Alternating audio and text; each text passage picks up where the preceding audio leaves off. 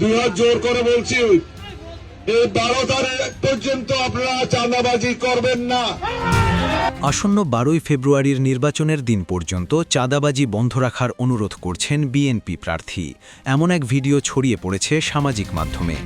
চট্টগ্রাম 13 আসনের বিএনপি মনোনীত প্রার্থী এবং সাবেক সংসদ সদস্য সরোয়ার জামাল নিজাম 6 ফেব্রুয়ারি শুক্রবার দিবাগত রাতে আনোয়ারা উপজেলায় এক নির্বাচনী কার্যালয়ে উদ্বোধনের সময় এই বক্তব্য দেন। এই চাতুরি হলো আনোয়ারা প্রাণকেন্দ্র, আনোয়ারা হেডকোয়ার্টার হলো চাতুরি অত্যন্ত গুরুত্বপূর্ণ এলাকা এবং এখানে মানুষের আর্থিক উপার্জন থেকে অর্থনৈতিক অঞ্চল হিসেবে এটা গুরুত্ব অনেক বেশি।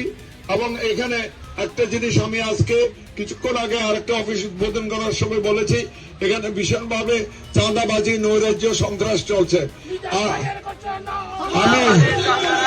আমি অনুরোধ জানাবো, আপনারা যারা চাঁদাবাজি করছেন, 2 হাত জোর করে বলছি, এই 12 তারিখ পর্যন্ত আপনারা চাঁদাবাজি করবেন না। এবং এই বিএনপির গায়ে কালিমে লিখার জন্য কেউ যদি প্রচেষ্টা করে, কিন্তু কেউ ছাড় দেয়।